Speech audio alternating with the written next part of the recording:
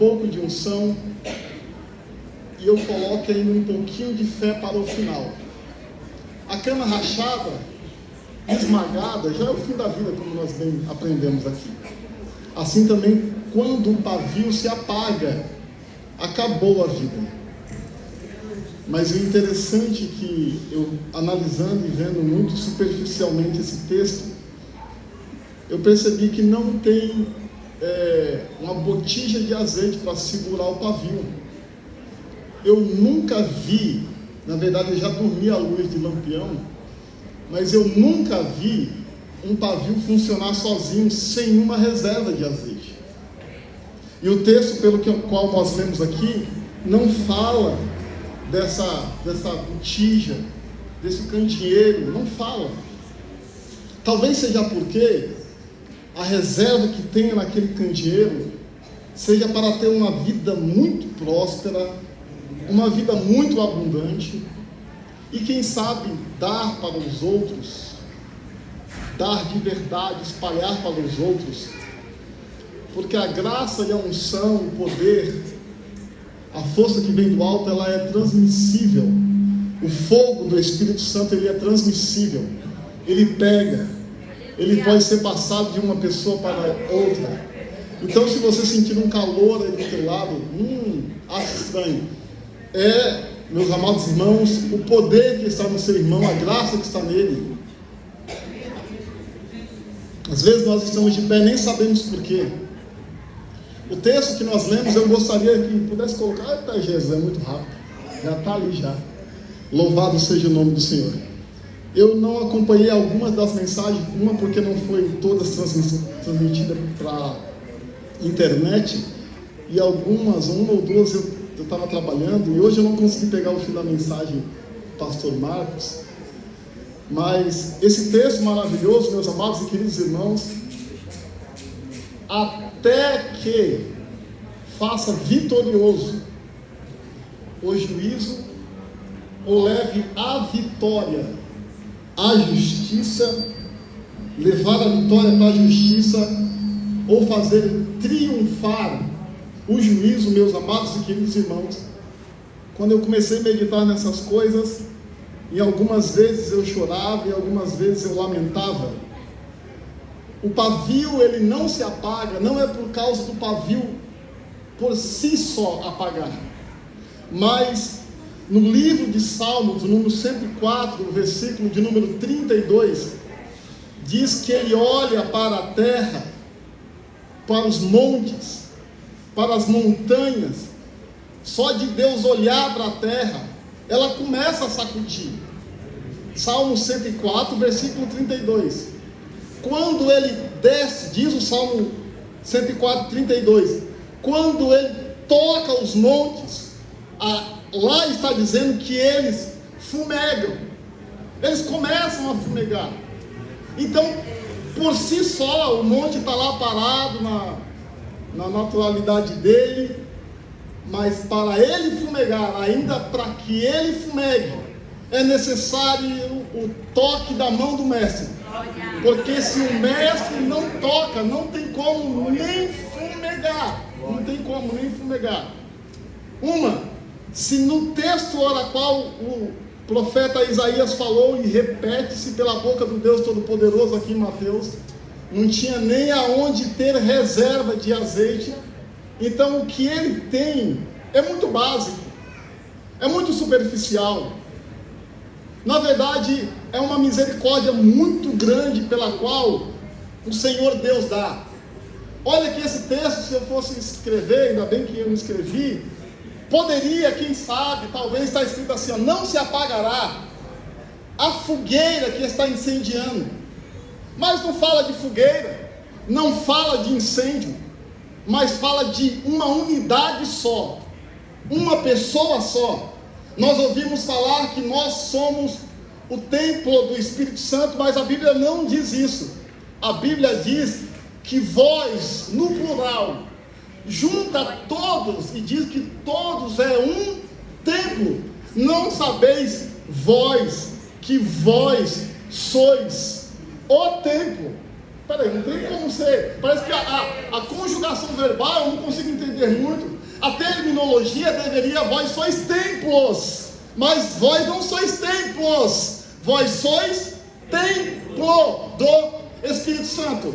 Agora, quando nós lemos esse texto aqui, meus amados e queridos irmãos, o pavio é único.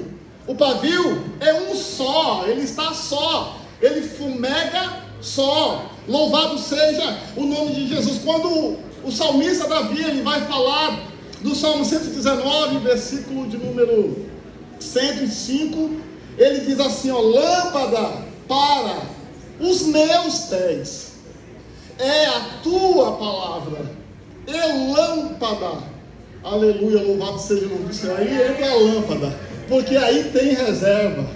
Aí entra a lâmpada, porque a lâmpada é luz para todo o meu caminho. Eu não vou errar, eu não vou vacilar, eu vou conseguir chegar lá.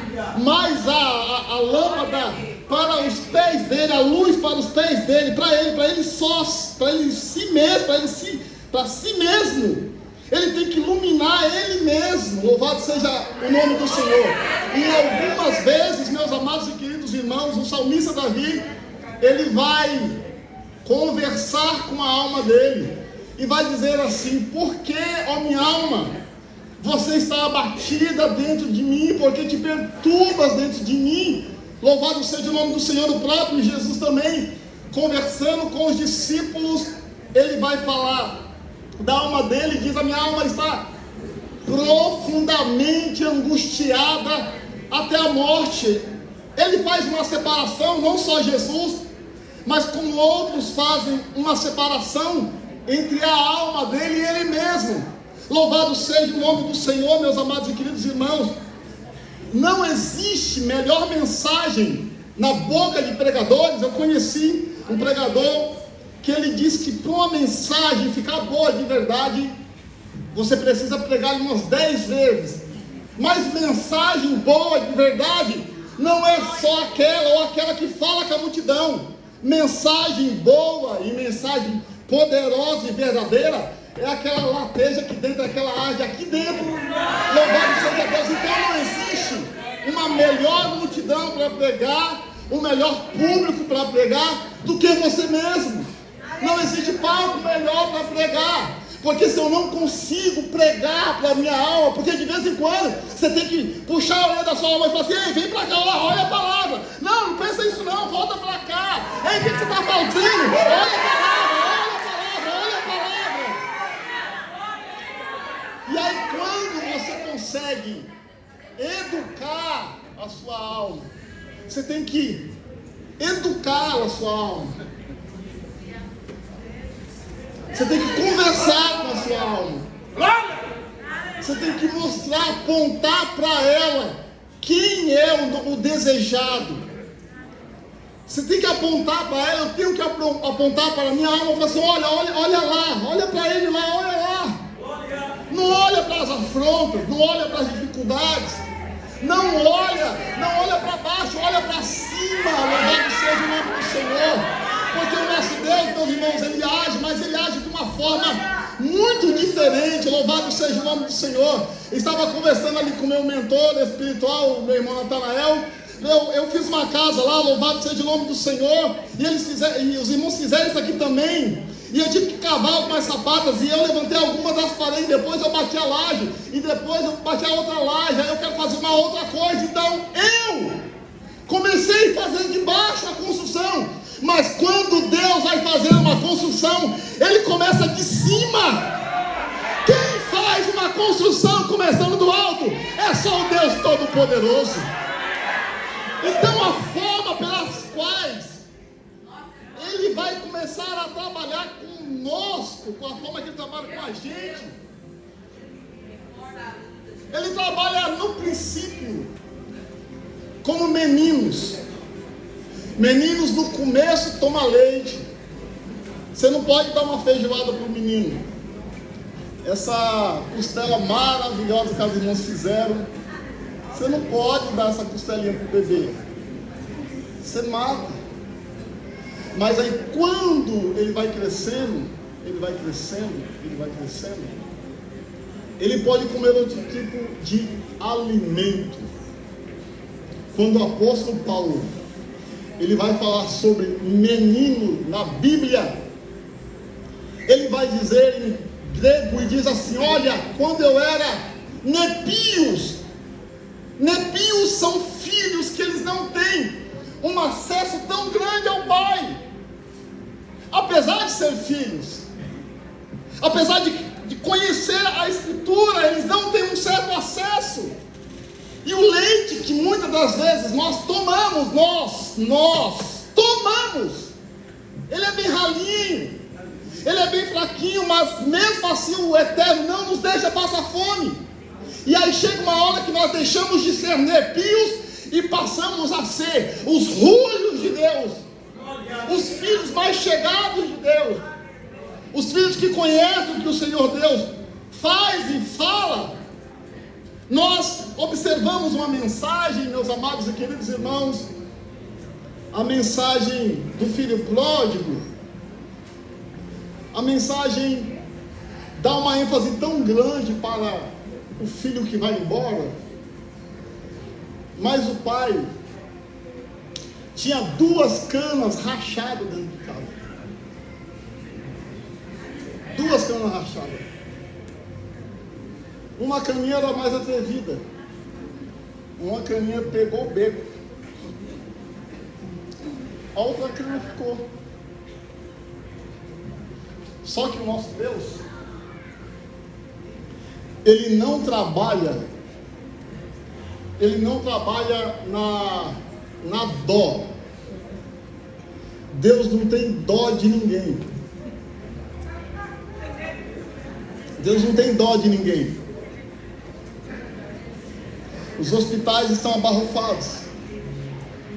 Muitas pessoas descem a sepultura de uma forma triste, de uma forma penosa. E Deus poderia ir lá curar. Por que não vai? Eu tenho dó do mendigo. Se eu pudesse fazer alguma coisa para o doente, eu tenho dó. Mas Deus não tem dó de ninguém. Deus não age pela dó. Deus age pela fé. Sem fé é impossível agradá-lo. E ainda nós temos pessoas que se dizem servos e filhos de Deus. Olha, nós temos pessoas que se dizem servos e filhos de Deus que morrem por falta de fé. E se um anjo chegasse nele, conversasse e dizia assim para ele assim: ó, a sua falta de fé te matou, porque o justo, ele vive, o justo vive,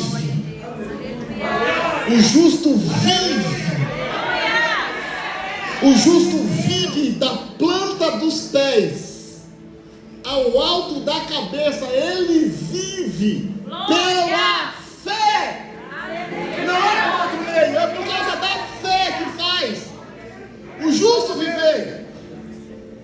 Eu bem sei, amados irmãos, que esse filho que ficou em casa, que é pouco falado sobre ele, não tem muita coisa errada com esse filho. Não tem muita coisa errada com esse filho. Na verdade, esse filho que ficou, eu consigo achar mais bondade, mais coisas melhores nele do que o que foi embora, do que o traidor que sumiu, que deixou as coisas para fazer para trás, do que deixou os afazeres do pai, foi embora gastar ainda um pedaço do dinheiro dele ainda. Mas os que irão subir para a glória não é só aqueles que agem, faz isso, faz aquilo, e ainda há um peso maior para aqueles que faz. E ainda haverão muitas palavras, entre elas, se o Senhor não tiver muita misericórdia, onde Deus vai dizer assim: mas sai de perto de mim, seu maldito. Eu não conheço você, mas Deus, eu preguei, eu fiz acontecer, eu fiz muitas coisas, maravilha, eu fiz sinais, aí Deus, mas eu não te conheço. Então os céus não é daqueles que fazem muito movimento, os céus é daqueles que perseveram na palavra, é os que guardam a palavra desse livro. Deus falou assim para Daniel: você vai até o fim,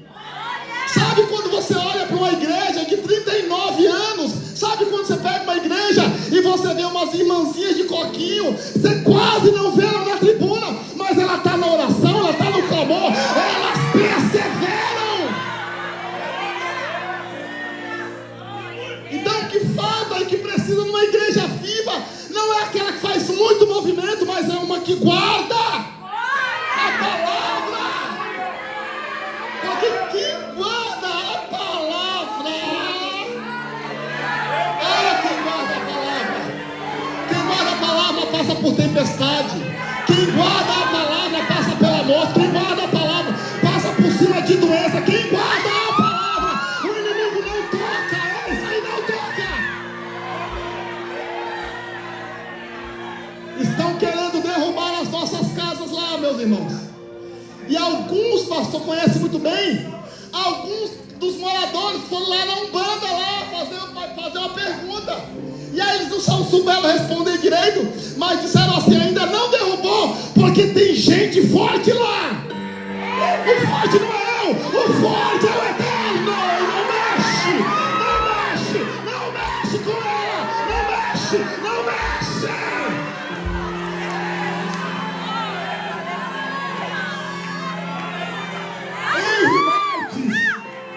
Um grande homem do Herói da Fé, ele falou uma coisa que me queimou a minha adolescência toda. Ele falou assim: Deus, que eu seja luz inteiramente gasta por ti.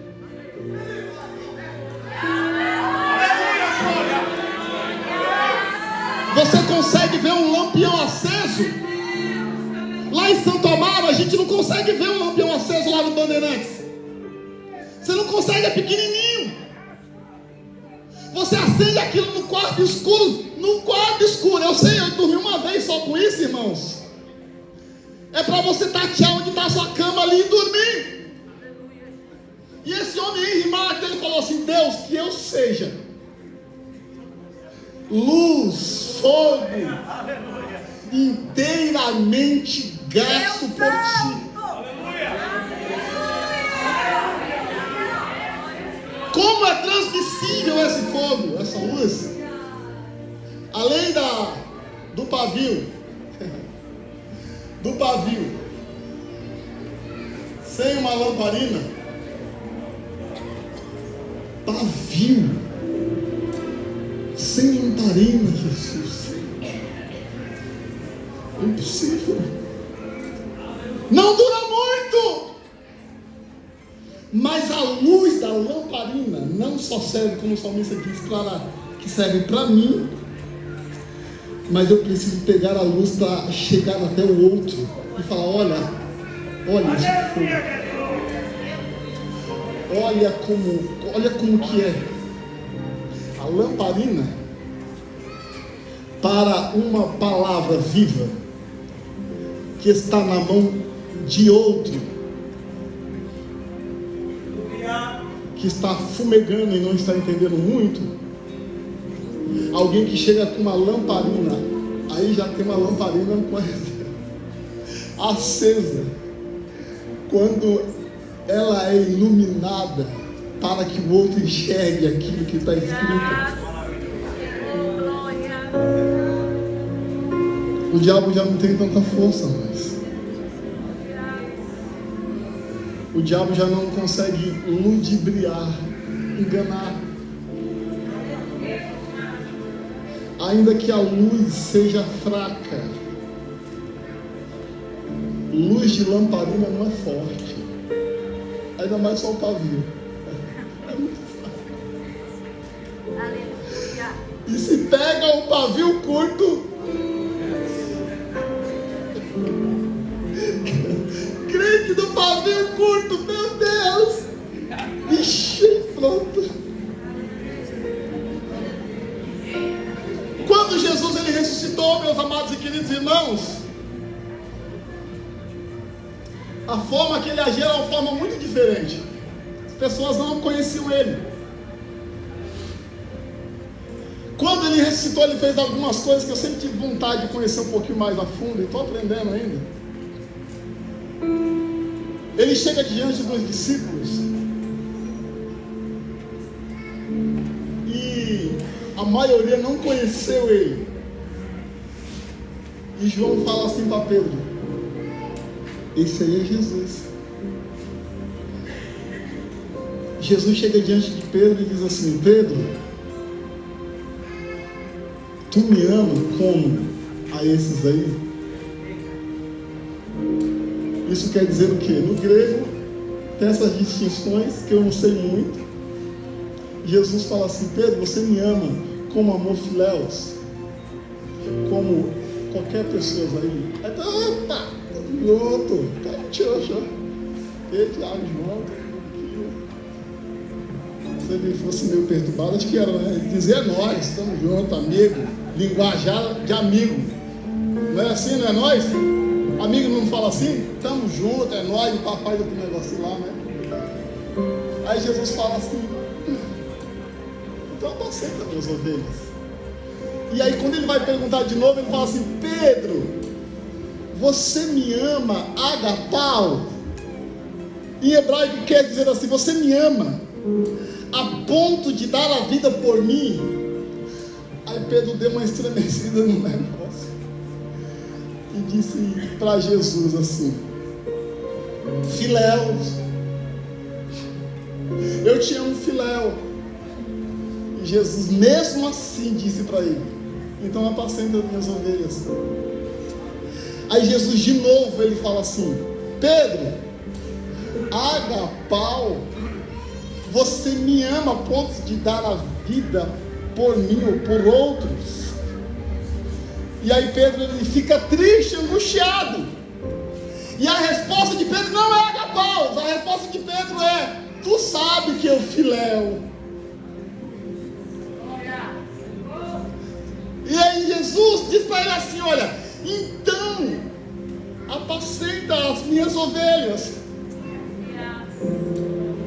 Ou seja, Pedro não conseguia alcançar essa espiritualidade, esse amor tão grande. Aí você diz assim: Deus, eu não consigo alcançar, é muito distante para mim. Parece que eu consigo só arranhar a superfície da dimensão da tua graça e da tua glória. E aí mesmo com o Pedro pequeno, mesmo com o Pedro que não sabe muita coisa, que ama pouco, Deus diz assim: apacenta as minhas ovelhas, Pedro. É do jeito que você está. Não precisa muita coisa, não precisa ir muito longe. É caindo, é levantando, é tropeçando, aleluia, é perdendo, é ganhando. É mais perdendo do que ganhando, mas olhando para o alto.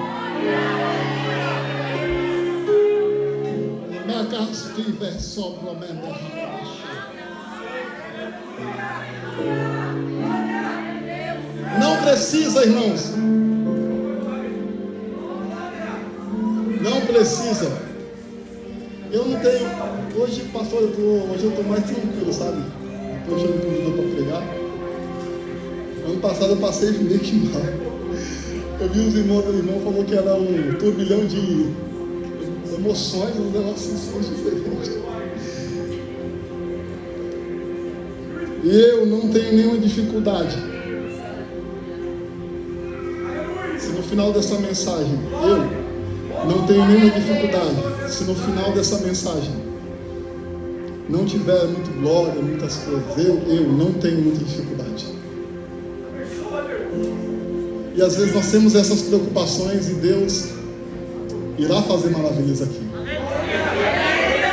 Mas você imagina, se o Senhor convida Jesus para pregar aqui,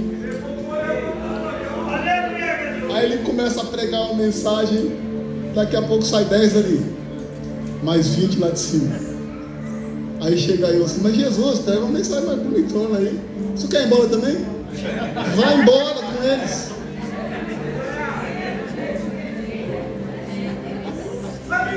Eu tenho uma dificuldade, irmãos. Estava pregando uma mensagem certa vez direcionada por Deus. E eu falei assim na mensagem: que você saia daqui triste. Aí eles regalaram os olhos assim. E eu falei assim, citei o versículo que diz: a tristeza segundo o mundo produz morte. Deixa triste qualquer um cara que tem um facão. Facão não tem mais, né? Tem facão? A gente vê histórias, sempre nós, nesse lugar que nós nascemos, só Jesus na causa. Por besteira, porque o outro ficou triste, o outro vai lá e mata ele. Então a Bíblia diz assim, que a tristeza segundo o mundo produz morte. Mas a tristeza segundo Deus produz arrependimento. Creio que vocês já ouviram falar isso aqui. Deus deixar alguém triste? Deus deixar alguém triste? Deixa alguém triste. Para quê? Para que ele saia amargurado e angustiado para casa, pensando na fragilidade dele, do pecado dele, do que, em outras palavras, sair feliz, entre aspas, e sem entender o que ele está falando. Porque não existe coisa pior. Hoje eu sou pai, eu consigo entender 1%, 0,1% do que Deus passa. Não tem coisa pior do que você estar morando dentro de uma casa. Aí esse filho pródigo, estranho, o outro filho, estranho, e o pai que sabia de tudo, mas para eles era estranho. 3 estranhos dentro de casa. Eu não estou conseguindo entender a linguagem. Eu não consigo entender a linguagem. Se o Senhor mandar a mensagem, da onde que a mensagem sai, ela não pode ter ruídos no caminho, para que o receptor ele receba a palavra. E alguns ruídos se levantam, meus amados e queridos irmãos. Os irmãos me ouvem, digam amém? Amém. Alguns ruídos se levantam, porque, irmãos, para ser salvo, você não precisa de muita coisa. Romanos capítulo de número 10, versículo de número 9 e 10, diz que para você ser salvo, você precisa confessar com a boca e crer no coração. Se você confessa com a boca e você crê com o coração, você é salvo. Quando eu olho para esse texto aqui, meus amados e queridos irmãos, esse daí não é outro. Quando eu olho para Mateus 12 e 20, eu consigo enxergar pela minha pequenez que o Senhor já nos deu uma vitória muito grande lá na cruz. Muito grande a vitória. A vitória, ela é enorme que Jesus nos deu. Tem coisa melhor do que salvação? Não tem coisa melhor do que salvação. Então, para ser salvo, meus amados e queridos irmãos, não precisa muita coisa. Não há relatos na Bíblia que você precisa orar para ser salvo. Oração não salva ninguém. Você pode estar orando para Deus salvar alguém, mas no céu essa oração chega como? Senhor, livra ele da morte, livra ele do laço, e a sua oração vai livrando ele de mortes, de doenças que levam à morte. A sua oração leva ele até a porta da graça. Na porta da graça é ele, Jesus. Mas não tem oração poderosa que tira alguém do inferno e leva ele para o céu. Não tem. Agora, meus amados e queridos irmãos, Jesus, ele vai ensinar umas coisas para nós, e parece que passa-se os milênios, passam-se os séculos, e a gradatividade da revelação para os mortais parece que é conta-gotas, sabe? Jesus, ele falou assim: olha, eu vou ensinar vocês a orar. E num dos períodos da sua oração, Mateus 6,13, ele disse assim: quando vocês for orar, vocês oram assim: olha, livra-me do mal. Livrar do mal não é só livrar do mal, do diabo, das coisas más, mas uma das maiores profundidades que eu consigo sentir nisso é que Deus me livra do mal, para que o mal não me torne malvado, para que eu não seja malvado. Jesus, ele falou assim: ó, se baterem numa face do teu rosto, oferece ao outro lado. O que Jesus estava ensinando não é uma coisa de robótica, não é você bate no robô, não é isso. O que ele estava falando é que quando você for ofendido por alguém, isso não pode descer no seu coração a ponto de você falar assim: faz de novo, pode bater de novo, pode, mas dá com força. Porque, meus irmãos, quando você ensina a sua alma e prega para a sua alma, a alma, meus amados e queridos irmãos, a palavra do Senhor vai nos dizer que ela disputa o corpo, assim também como o espírito disputa o corpo, a alma disputa o corpo. Ora, se a alma disputa o corpo e o espírito disputa o corpo, a Bíblia vai dizer assim, que a carne é fraca, mas o espírito está pronto. Então, o espírito que disputa o corpo não é o Espírito Santo. O espírito que guerreia para conquistar o corpo é o espírito de vida. E o espírito de vida, ele é ligado totalmente a Deus, às coisas de Deus. Mas a alma ela é como se ela não soubesse das coisas. A alma, ela não é nova e nem é velha. Nós não temos alma nova e nem alma velha. A alma, ela tem uma tendência às coisas boas da carne. A alma, ela tende a afundar a carne se ela não for ensinada. Mas a alma, mesmo assim, ela é enganada, porque nenhuma satisfação do corpo consegue superar a presença do Espírito Santo. Não consegue superar. Não tem como superar. A alma, meus amados e queridos irmãos, ela nasce que meio sem saber para onde ir, mesmo ainda com as consequências que forem feitas. Os irmãos me ouvem? Diga amém. Amém.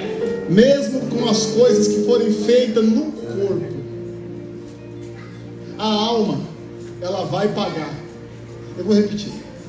Mesmo as coisas feitas no corpo, as decisões que eu pego e dou para o meu corpo, seja boa, a alma será recompensada. Seja ruim, a alma vai ter que pagar o preço. Quando nós ouvimos a palavra do Senhor, meus amados e queridos irmãos, entendemos que o nosso Jesus, eu queria que você prestasse bem atenção no que eu vou dizer aqui agora, para que isso não saia como heresia. O nosso Jesus, ele não é o mesmo depois da ressurreição. Hebreus capítulo de número 13 diz que ele não mudou. Ele não mudou em essência, mas depois que ele ressuscita, a forma que Jesus, ele se apresenta, primeiro, a forma que ele se apresenta não é a mesma. Não é a mesma. Os discípulos que andavam com ele, os 3 anos andando grudado com ele, dormiam juntos nas casas, oravam juntos, comiam juntos. Quando ele ressuscita, eles não conhecem ele. Olha, primeiro, e eu repito isso, porque isso me consome. Jesus Cristo, ele não mudou em essência, mas ele mudou em reação ou em ação. A forma pela qual Jesus, ele age, irmãos amados, a forma que Jesus, ele age ou reage, é diferente daquele Jesus que estava vivo. O que ele deixou na Escritura, o que ele deixou nos Evangelhos, foi apenas, meus amados e queridos irmãos, migalhas caindo ao chão, para que nós conseguíssemos seguir a trilha e alcançar, sabe o quê? Porque vitorioso a igreja já é. A igreja já é vitoriosa, ela já tem a vitória plena. Que vitória ir para o céu. Então Deus, meus amados e queridos irmãos, na boca de Jesus fala isso, fala até que, ou seja, se tem um pavio que está fumegando, se tem uma cana que é trincada, Deus não vai fazer mais até que, eu estou orando para mim, até que, esse até que faça vencedor ou vitorioso aquele que já é vencedor. Não é fazer vencedor, ele já é vencedor. Já é vencedor até que faça.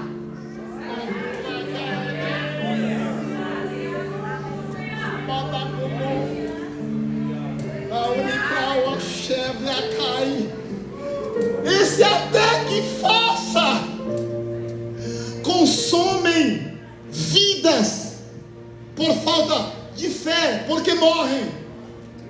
Esse até, meus amados e queridos irmãos, ele segura ministérios por longos e longos anos. Esse até segura as bênçãos dos céus. E eu estou pregando, não é para quem não é crente, eu estou pregando para mim primeiro. Eu tenho pregado o mês todo. Eu estou pregando para crente salvo, crente vitorioso, crente que o seu nome está em cima, mas o crente que está no processo do até é um crente que julga sem ter conhecimento de causa. Sabe o que Jesus disse assim? Não julgueis para que vocês não sejam julgados. Não é um simples falar mal da outra pessoa, julgar a pessoa. O que Jesus estava dizendo assim, ó, você não pode julgar se você não conhece com profundidade a causa, porque só pode julgar com profundidade quem conhece e sabe as diretrizes pela palavra de como livrar, de como aliviar.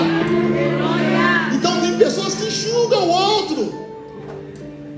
E aí quando eu fui ler Apocalipse, meus amados e queridos irmãos, eu fui ver que depois do arrebatamento, quando soar a última trombeta, aqueles que estavam vivos, eles não precederiam os que dormem. Aleluia! Antes de acontecer o milênio, eles ressuscitarão e fazem parte da primeira ressurreição. Mas depois que eles ressuscitam, louvado seja Deus, ainda que o seu corpo foi comido por leões, ainda que virou pó e o rio levou para o mar, tudo sai, cai lá no mar, eles terão que dar conta do corpo, porque quem morre no exato momento que morre, a sua alma vai para o paraíso.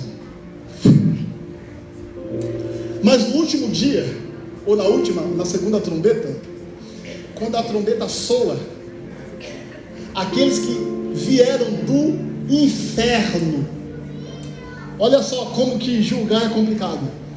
Eles vieram do inferno. Eles vieram do inferno em Apocalipse 22, se eu não estou enganado. Eles se levantam do inferno. Imagina uma pessoa que veio do inferno. A segunda ressurreição é a junção do corpo e a alma que estava no inferno, e se apresenta diante de Deus. O inferno é terrível. O inferno não tem amor, não tem graça. Aqueles que se levantaram do inferno irmãos, se levantaram. Aí nós temos, isso não tem muita importância, mas às vezes nós oramos e tudo bem, mas nós oramos para Deus escrever o nome de quem aceitou Jesus no livro da vida, mas não tem nada na Bíblia que Deus está escrevendo o nome de ninguém. A única coisa que tem é um homem pedindo para Deus tirar o que já tem. E nesse exato momento de Apocalipse, as almas que se levantaram do inferno, olha só, se levantaram do inferno, mesmo vindas do inferno. A Bíblia diz que, não diz se foi Deus ou foi um anjo, mas o nome dela foi procurado lá, mas não foi achado. Se sou eu, vem do inferno, vai no lago de fogo. Vem do inferno, sai daqui, aqui não é seu lugar não. Mas mesmo a divindade, mesmo os poderes celestiais, vem do inferno. Deixa eu ver se o seu nome está aqui. Isso quer dizer, a salvação, irmãos, é um departamento de Deus. Um bebezinho que acabou de nascer, ele é um pecador, mas passou pecador, não vai para o céu. Salvação é um departamento de Deus. Mesmo eles vindo do inferno, alguém vai procurar se o nome dele está lá no livro da vida. Então, mesmo quem vem do inferno, quem recepciona para ver se o nome está no livro, não julga. Se eu julgo, eu sou cama rachada. Se eu ameaço, imagina que aqui está o Elias aqui na cadeira, irmão. Se eu ameaço o Elias e faço, se eu faço isso, o cana rachada faz, ele se prepara de ameaçar, não é de bater, é de ameaçar. E se bater então, mas tem gente que nem levantou a mão, mas falou mal de alguém. E aí aquele que recebeu as afrontas, ele fica triste, angustiado, rancoroso. E a Bíblia vai dizer assim, irmãos, olha, o irmão de Jesus disse assim. Os irmãos me ouvem, diga amém. Amém. O irmão de Jesus, Tiago, disse assim, capítulo 1, versículo de número 2. Meus irmãos, tende um motivo por grande gozo, o passagem por várias tribulações. Agora, quem sente gozo quando passa por tribulação? Quem sente gozo? Mas o conselho do Eterno é assim. Eu vou dar um conselho para vocês. Vai numa casa onde tem luto. Vai numa casa. Olha o que passa na cabeça do papai. Vai numa casa onde tem luto. Você tem que valorizar a morte? Não. Morte é ruim? É ruim, morte. Mas o que o texto quer dizer é que eu tenho que valorizar a perca, ou melhor dizendo, o que a perca causou. Quantos me ouvem? Diga amém. Amém. Eu tenho que valorizar o sentimento da perca que foi embora. Não que foi embora, mas a perca, tem que valorizar a perca.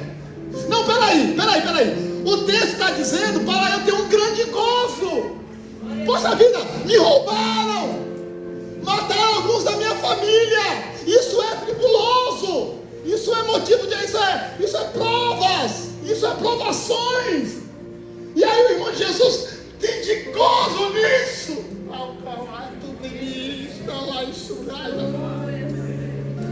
Quando eu não tenho gozo na afronta daquele que me xinga, daquele que toma o que é meu, daquele que pisa no meu pé de verdade, sabe? Quando uma irmã muito próxima, o pai, a mãe, Sabe quando ela fala, aquilo machuca, e tem machucado que vira rancor. Está errado! Cana rachada! Está rachado, irmão, está rachado. Mas ele, volta lá no Mateus 12, por favor. Mas ele já é vitorioso. Ele já é um vencedor.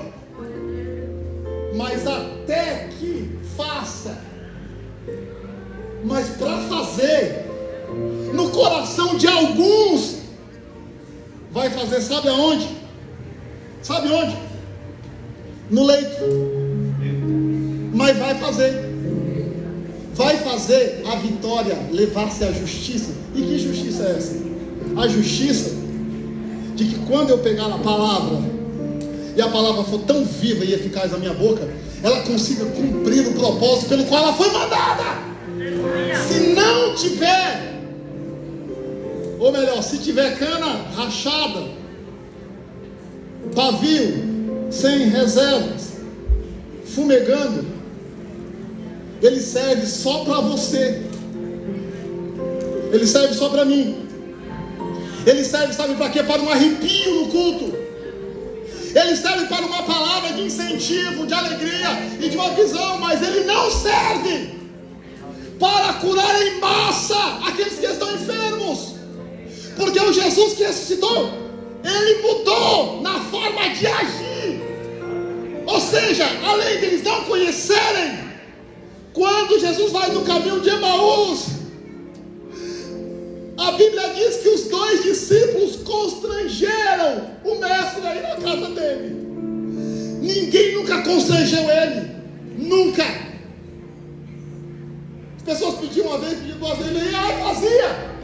Pedia uma vez, a Bíblia diz que ele curava multidões. Ele ressuscitava os mortos. Era muita gente. Mas depois que ele ressuscita, é a mesma coisa de eu dizer, nosso pastor, vai lá em casa. Vai um dia lá em casa. Sabe aquela conversa de vai um dia lá em casa? Vai um dia lá em casa. Ô, Varão, vamos um dia lá em casa. Vai na igreja pregar lá, Varão. Aí você não, vamos marcar uma coisa, vamos marcar. Mas se eu chego, o Diego nem daqui para não sacudir. Me dá licença. Mas se eu chego, vai lá em casa lá. Vai lá em casa. Vai na minha casa. O que eu estou fazendo? Eu constranjo ele. Quando eu constranjo ele, ele vai. Se eu não constranjo, ele não vai. Roubaram o carro da minha outra irmã. Me permita, por favor, Marta, fala isso aqui. Roubaram o carro da minha outra irmã. E levaram para outro bairro. Então lá, rodou. A minha irmã ali, está ali. Com todo carinho e respeito. Começou a gritar lá na casa dela: Jesus, eu não aceito. Roubaram o ninho para a porta, eu não aceito. Jesus, eu quero aqui na porta da minha casa. Pode trazer aqui. Eles rodaram a noite toda, sei lá para onde foram, mas a gasolina foi acabar lá na rua da casa. Quem faz isso?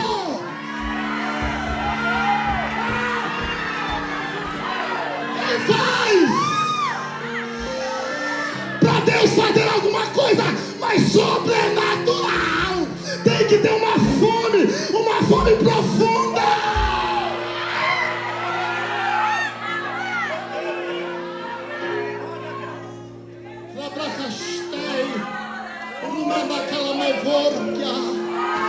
Quem puder se coloque em pé, por favor. Tem alguém orando aqui na sala? Tem alguém orando, pastor? Se tiver, pede para descer.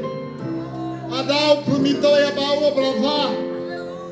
Tu que montia lá e recebe o monibia. Rovai sobrar. Eu vim, irmãos, com a sede de ouvir a palavra. Sede. Às vezes as pessoas têm vontade de beber água, mas sentir sede. Sentir fome de verdade. Não é uma palavra que te arrepia e que não pesa no seu coração e você vai embora, não. É palavra que você tem fome. Eu tenho fome.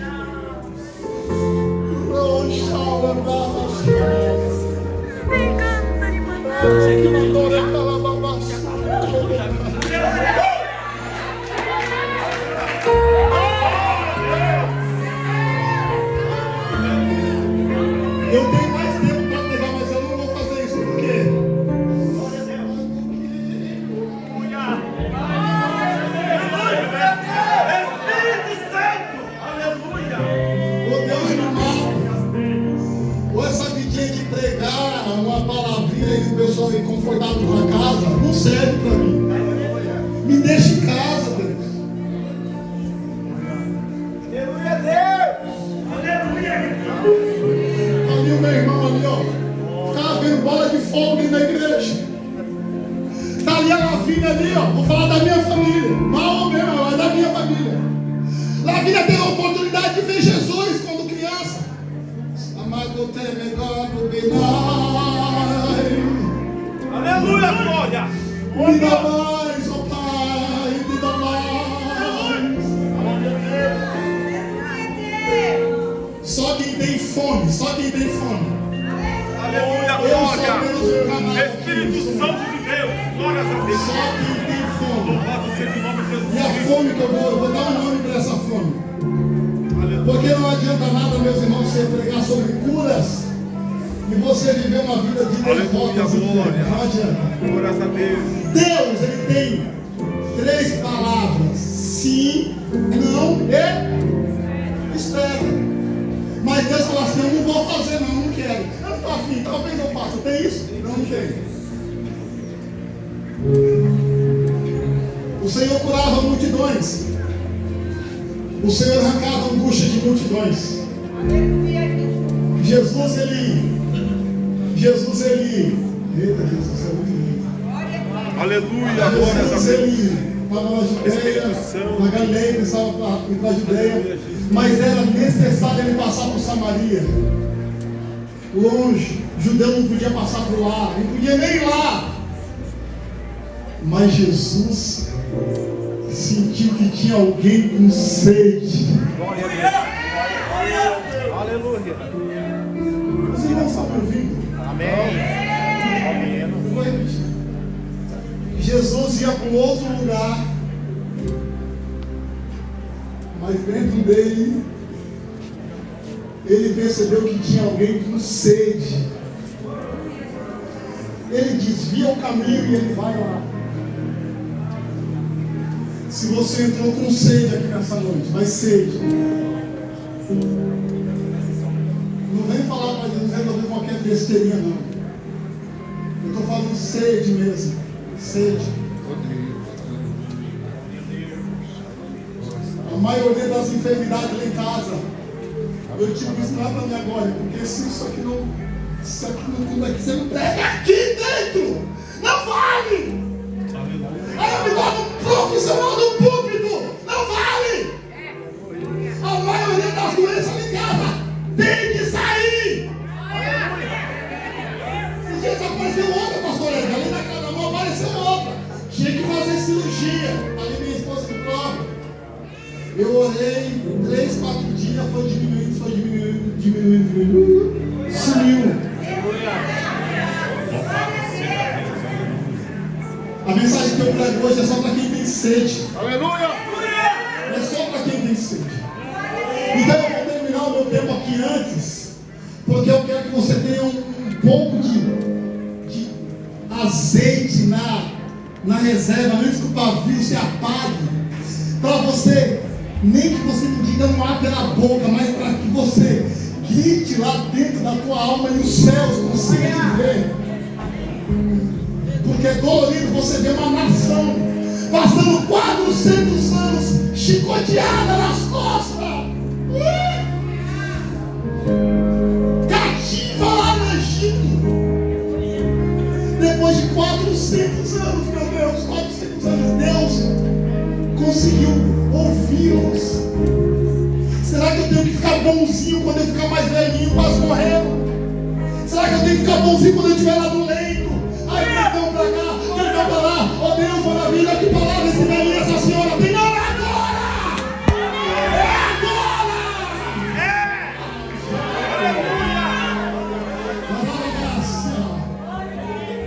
Feche os seus olhos. Acabou o tempo. E você começa a clamar ao Senhor nessa noite. Clama ao Senhor para Deus curar a tua vida. Clama ao Senhor para Ele avivar a tua vida. Clama ao Senhor para você ver Ele. E o pessoal da intercessão, começa a colocar as mãos sobre as pessoas e elas vão receber aquilo que a alma deseja. Aquilo que a alma deseja. Aquilo que a alma tem fome da presença do Espírito Santo.